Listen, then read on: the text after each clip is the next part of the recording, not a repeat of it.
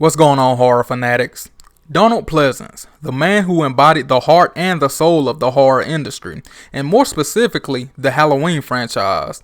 He has been a staple in horror pop culture for decades, and the true heart and soul of Halloween.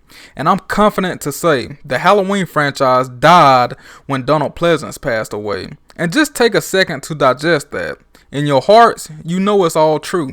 And before I proceed with this video, take a quick second and leave a like to show respect to the late great talent, Donald Pleasence. Okay, so in this video, I'm just talking about the Halloween movies Donald Pleasence has been in, and how the quality of the movies went downhill after he passed away. Let's first talk about the original, the classic, Halloween. Donald Pleasence's on-screen presence alone was just enough to make this movie a masterpiece. His character dialogue was like none other. For instance, Donald Pleasence is confident in some scenes but scared in others. Like whenever him and Sheriff Brackett discovered the dead dog. Brackett was like, "The dog is still warm." And Loomis, he's calmly saying he got hungry. And Brackett, you could tell he was freaking out. But Loomis, he's all calm and collective. And that goes to show you that he knows Michael Myers' thinking pattern. And seriously, Donald Pleasence was a true professional. And every time Donald Pleasence, Dr. Loomis, is on screen giving his dialogue, you just want to stop and enjoy every moment, word for word. And I personally feel like Donald Pleasence doesn't get enough credit, especially as far as his character. In all reality, you could possibly argue that Halloween was a Dr. Loomis story all along and not Laurie Strode. I mean, Dr. Loomis is pleading for help. He's trying to warn everybody in Haddonfield and the surrounding areas, and he's being transparent as possible. And everyone is just treating this psychiatrist like he's crazy. And, you know, it just shows you how many layers that a simple independent movie like Halloween has. And as far as Halloween 2 1981, Loomis is feeling guilty. He's got so much guilt, and you know, he's willing to sacrifice himself to kill Michael Myers and save Laurie Strode. And just think about that. He knew what this man was capable of, so he had to sacrifice himself just to protect Laurie Strode. I mean, you know, it's simple, but it's deep, and I love that type of story. And I don't understand why John Carpenter is always bashing Halloween 2. I mean, it's a good movie, and especially what we got now with Halloween Kills. I mean, you compare Halloween 2 1981 to Halloween Kills, and you will see a big difference. But I never understood John Carpenter, like, going on interviews back in the day and saying, yeah, I had a 6-pack of beer and some pizza, and I just wrote Halloween 2 because I had to. I knew the story was crap and all of that. But Halloween 2 is a great movie, and I don't understand why John Carpenter downplays it. But Dr. Loomis in Halloween 2, he always knew the potential of what could happen. And Loomis was a little bit more feisty too in Halloween 2. Like, one of my favorite lines in that movie is when the neighbor walks outside and he's like, "What's going on?" And "I've been trick-or-treated to death." And Loomis looks over at him. He was like, "You know, you don't know what death is." He might as well say, "Your dumb ass need to get back in the house and lock your doors." But yeah, I love that line because it was rude, but it was funny at the same time. But anyway, I feel like Loomis was the savior of Halloween 2 1981. And again, this can be looked at as a Loomis movie. And I like the fact that they went a little bit deeper with the brother and sister storyline with them hiding documents from Dr. Loomis. So, you know, Dr. Loomis was a little bit confused about that and pissed off too. So Donald Pleasence, aka Dr. Loomis, he made Halloween 2 1981 that much better. Now moving on to a fan favorite, Halloween 4, The Return of Michael Myers. Now let me ask y'all something. What made this movie so great? And you all know, it's no Jamie Lee Curtis in this movie. She was long gone. It wasn't the mask, because we all know what the Halloween 4 mask looked like. And it wasn't John Carpenter, because John Carpenter, he wasn't involved and he was long gone as well. So guess who was the main catalyst who held up Halloween 4 from start to finish? So ask yourself again, what's the best thing about Halloween 4, The Return of Michael Myers? And I guarantee you, Dr. Loomis will definitely be in the top 3 things.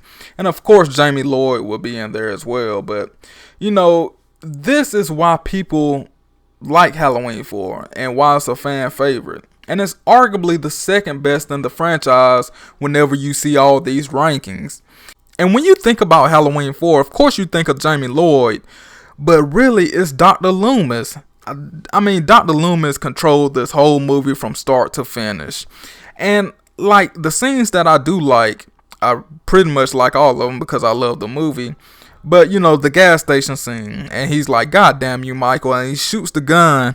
I mean, it just sets the tone from there with that movie. And we get to see Dr. Loomis walking back to Haddonfield. I mean, he's trying to do everything in his power to save this little girl and kill Michael Myers. Again, just like Halloween 1 and 2. Nobody is believing him, really. And just imagine being a Halloween fan back in the day in 1988 when this movie came out in the movie theater. Just think about this. You get to see Dr. Loomis returning after 10 years, returning to the big screen, and he's walking down that hallway with those burn marks. And next thing you know, he's talking about, "Why wasn't I notified?" I mean, just imagine the pop that would get from the crowd.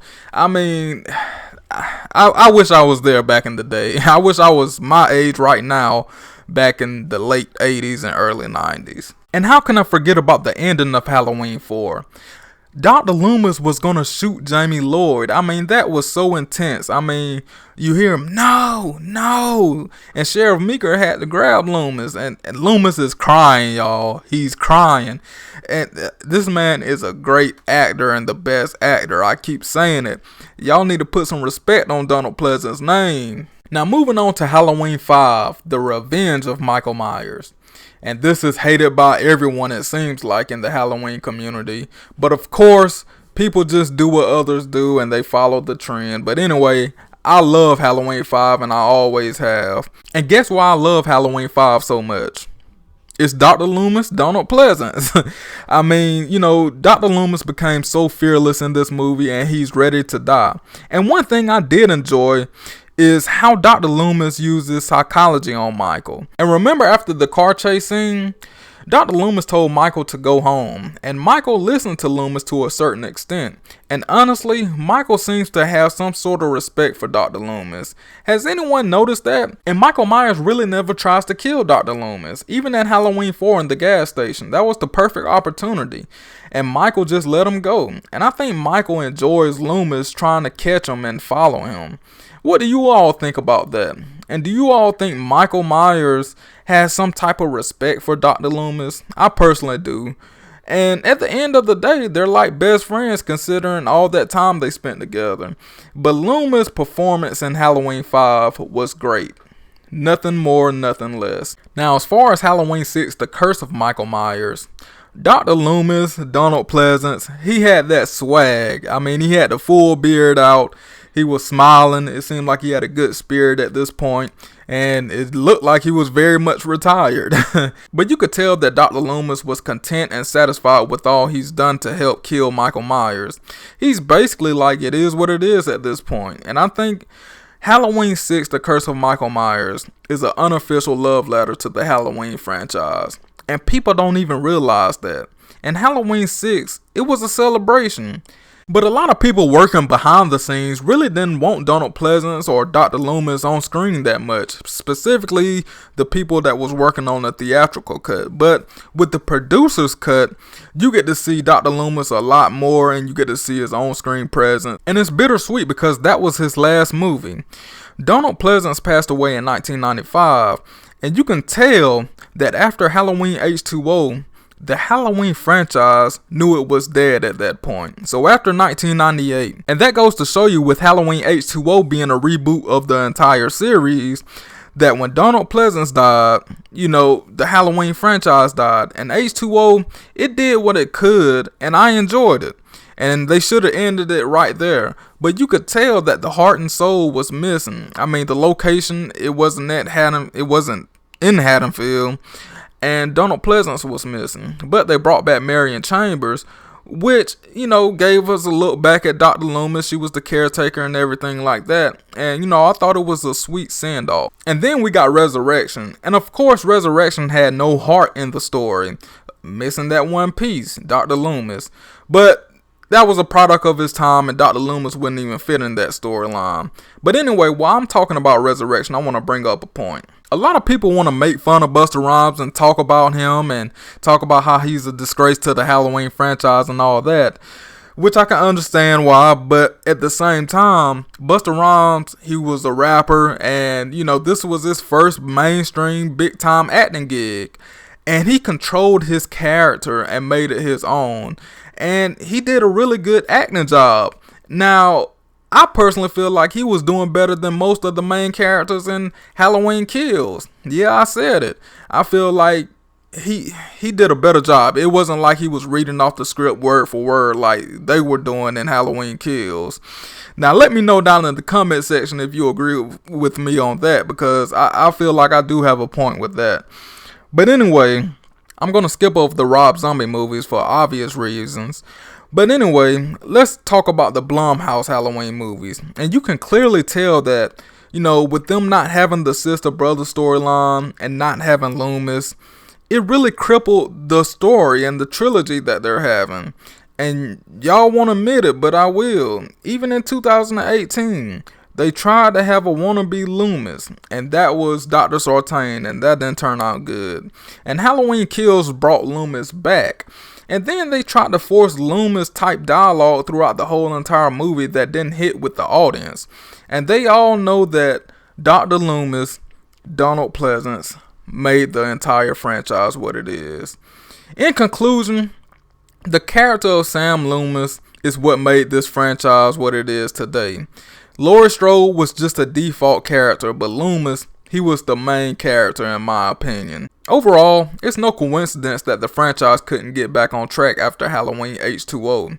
And it was on fumes then, and that's because Donald Pleasence died prior to H2O. Anyway, what do you all think? Did the Halloween franchise die when Donald Pleasence passed away?